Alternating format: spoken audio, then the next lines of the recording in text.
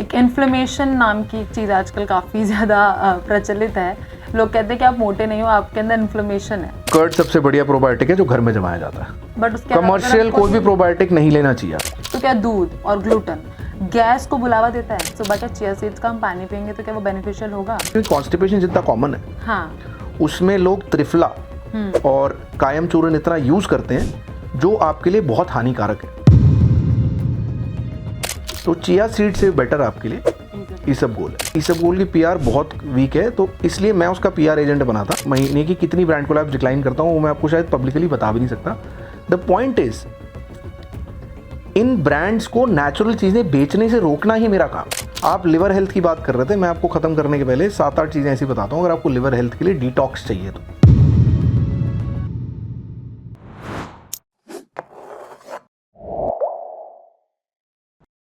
कुछ लोगों को एक प्रॉब्लम रहती है, पेट हमेशा फूला हुआ रहता है। ब्लोटिंग आई गेस जिसे कहते हैं, एक इन्फ्लेमेशन नाम की चीज़ आजकल काफ़ी ज़्यादा प्रचलित है। लोग कहते हैं कि आप मोटे नहीं हो, आपके अंदर इन्फ्लेमेशन है। तो ये कैसे, मतलब क्यों होती है ये पेट फूला रहना या ब्लोटिंग होना या इन्फ्लेमेशन, ये क्यों होता है? सबसे पहले अपनी ब्लोटिंग को, मतलब अपने मोटापे को ब्लोटिंग बोलना अपने आप को अच्छा फील कराने का तरीका है। बिकॉज मेजॉरिटी इन लोगों को मोटापा होता है, right? Generally ma'am the issue is कि ब्लोटिंग कई बार ऐसा होता है कि आपको खाना खाने के बाद बहुत ज़्यादा पेट फूलता है और एक इशू रहता है। इसमें इवैल्यूएशन ज़रूरी होती है। अगेन आपकी socio economic productivity of life के बीच में आ रहा हो तो आपने लंच किया जॉब पे और उसके बाद आप लंच के बाद कुछ काम नहीं कर पा रहे हैं, पेट फूला फूला रह रहा है, तो आपको एक डॉक्टर को दिखाना चाहिए। कुछ इश्यूज हो सकते हैं और हमारे पास कुछ ऐसे टेस्ट बहुत बेसिक होते हैं जो हम करेक्ट सिनेरियोज में कर सकते हैं गट इन्फ्लेमेशन को रूल आउट करने के लिए। ओके सर, पेट दर्द जो बहुत सारे रीजंस की वजह से हो सकता है, बट पॉइंट इज कि वो कब नॉर्मल होता है और कब उसको हम खतरनाक कैटेगरी में माने, तो वो कैसे कोई कह सकता है? दो चीज़ें मैम जो हम पेशेंट से पूछते हैं पेट दर्द को लेके, जो हमारे लिए बहुत ज़रूरी होती हैं। सबसे पहली चीज़, कभी भी आपको इंजेक्टेबल पेन किलर की ज़रूरत पड़ी है? ओके कभी? कि देखिए, इंजेक्शन कोई नॉर्मली नहीं लगवाता। अगर इतना दर्द हो रहा है जो इंजेक्टेबल पेन किलर की जरूरत पड़ रही है तो बहुत ज़रूरी है, बहुत पक्का है कि उसे एवैल्यूएशन की ज़रूरत है। मैं एज अ डॉक्टर उसे इग्नोर नहीं कर सकता। और अपनी लाइफ में रात को मिडनाइट 12 से 4 या 12 से 5 के बीच में कितनी बार आप घर से उठ के हॉस्पिटल इमरजेंसी गए हैं? क्योंकि ये भी कोई इंसान नॉर्मली नहीं करता। क्योंकि जब भी आप सो रहे होते हैं आपका दिमाग सोता है, पेट नहीं सोता। तो अगर कोई मेजर बीमारी पेट दर्द कर रही है तो रात के बीच में भी करेगी वो, और आपको इमरजेंसी मजबूरी में जाना ही पड़ेगा। तो ये दो सबसे इंपॉर्टेंट सिम्टम्स हैं जो हमारे लिए बहुत रेड फ्लैग हो जाते हैं कि इस पेशेंट को हमें अग्रेसिवली इन्वेस्टिगेट करना है, कोई चीज़ तो पल रही है। ओके। और ये दोनों नहीं है तो मैं एक पेशेंट को बोल सकता हूँ कि आप एक अल्ट्रासाउंड करा के मुझे कल दिखा दीजिए। ये जिससे हम फिर इतना सीरियस नहीं हाँ, मतलब एज अ डॉक्टर नहीं लूंगा मैं ओके इतना सीरियसली अगर आपको ये दो सिम्टम्स नहीं है। आपने मेंशन किया पेन किलर, जो oral medicine and injectable. Mainly injectable ma'am, oral तो दुनिया खाती रहती है। यस। तो अब अगर कोई ज़्यादा पेन किलर ले रहा है, क्योंकि आजकल सिर्फ पेट के लिए नहीं, पेट दर्द के लिए नहीं, बाकी और चीज़ों के लिए भी नॉर्मली आप एक पेन किलर ले लेते हैं, चाहे सर दर्द हो, चाहे आपको बॉडी पेन हो रहा है या कोई भी तरह का मसल पेन है, तो क्या ये भी हमारे पेट को खराब करता है ज़्यादा पेन किलर लेना? सबसे ज़्यादा तो किडनी को खराब करता है मैम। पेट में अल्सर तो डेफिनेटली एक कॉमन कॉज है पेन किलर पेट में अल्सर करने का, पर किडनी को तो परमानेंटली डैमेज कर सकता है। अच्छा। तो अनप्रिस्क्राइब्ड पेन किलर्स लेना वो भी मैम इंडिया की लग्जरी है। अगर आप बाहर जाओगे इंडिया से आपको मिलेगा ही नहीं इजीली क्या, प्रिस्क्रिप्शन के बाद भी मिलेगा, और डॉक्टर को मिलने के लिए 6 महीने की अपॉइंटमेंट होगी। अगर जो हम पेशेंट्स को बताते हैं कि आप फोर्टिस अस्पताल आए कि डॉक्टर शुभम से मिलना है, आप सीधा मिल लिए। आप एक गैस्ट्रोएंटरोलॉजिस्ट से मिल के दिखाइए यूएस में, पहले तो $2000 फीस होगी, 1,80,000 रुपये, और 6 महीने की वेटिंग होगी। तो इसलिए कोई हमें कुछ पैसे दे के बोलता है कि मतलब बदतमीजी करता है तो हमें समझाते हैं कि आप काफ़ी मतलब बोलना नहीं चाहूँगा बट काफ़ी अनपढ़ इंसान है, आपने दुनिया देखी नहीं है अभी। तो वही चीज़ है कि मतलब पेन किलर्स जो मैं कहने की कोशिश कर रहा था, बिल्कुल भी डॉक्टर के प्रिस्क्रिप्शन के बिना नहीं लेनी चाहिए अगर आपको अपनी बॉडी प्यारी है तो। दूध, किसी लोगों को ना सुबह सुबह वो दूध पी लें तो वो कहते हैं कि हमें गैस हो जाती है, आई थिंक जिसको लैक्टोज इंटॉलरेंट कहा जाता है। उसके बाद फिर ग्लूटन एक बहुत फेमस एक टर्म बन चुका है कि ग्लूटन फ्री खाना खाना है उनको, ग्लूटन नहीं होना चाहिए उनके खाने में।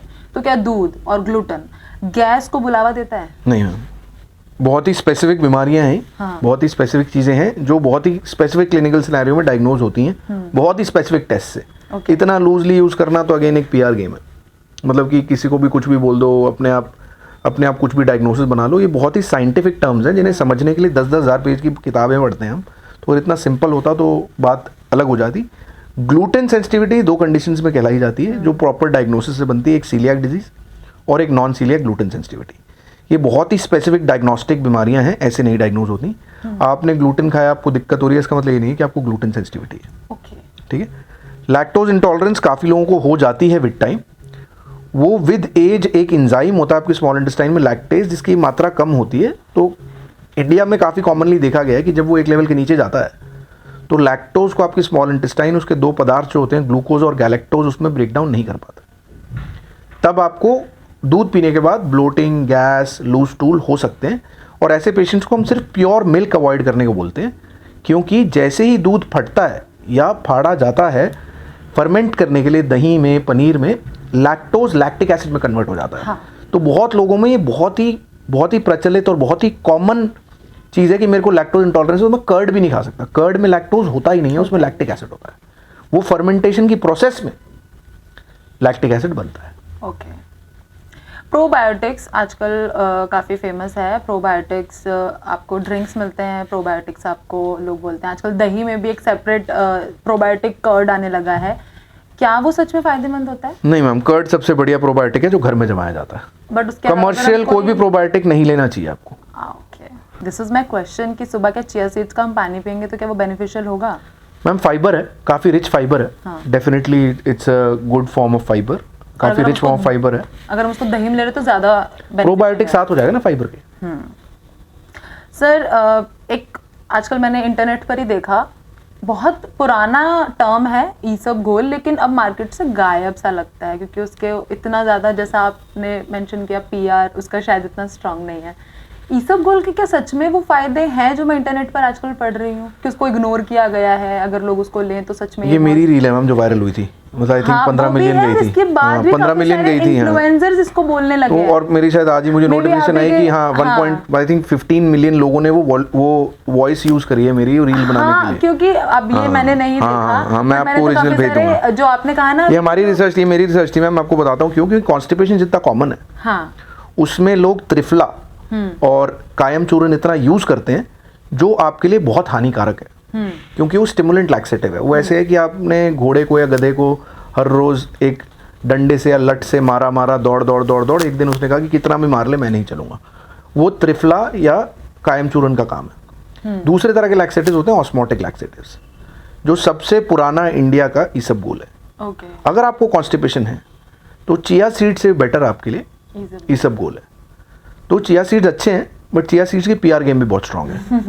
राइट, ईसबगोल की पीआर बहुत वीक है, तो इसलिए मैं उसका पीआर एजेंट बना था और मैंने ये चीज़ बोली थी और वो काफ़ी पॉजिटिवली एक्सेप्ट भी हुई। मैंने काफी सारे इन्फ्लुएंसर्स को देखा, जैसा अभी आपने कहा ना कि काफी लोग जिसको ना इतनी मेडिकल नॉलेज नहीं है बट वो रील बना रहे हैं, कंटेंट बना रहे हैं, ऐसे मैंने भी देखा। तो क्या वो सच में था या नहीं, वो यहाँ पर आपसे पूछा तो सच में आपने भी हैरानी वाला ही जवाब दिया। मुझे लगता है कि ईसबगोल जिसको बहुत ज्यादा इग्नोर किया जाता है, अब उसको हमने सच में काफी। तो मैम देखो, मेरे को ना फोर्टिस में भी इवन काफ़ी लोगों ने बोला कि तू बहुत ज़्यादा न्यूट्रिशन की बात करता है एज अ गैस्ट्रोएंटरोलॉजिस्ट, बहुत अच्छी बात है, बहुत कम डॉक्टर करते हैं। हाँ। और आप हमारा फेस बन गए हो इस तरह कि आप इतना ज़्यादा नेचुरल चीज़ों की बात करते हो।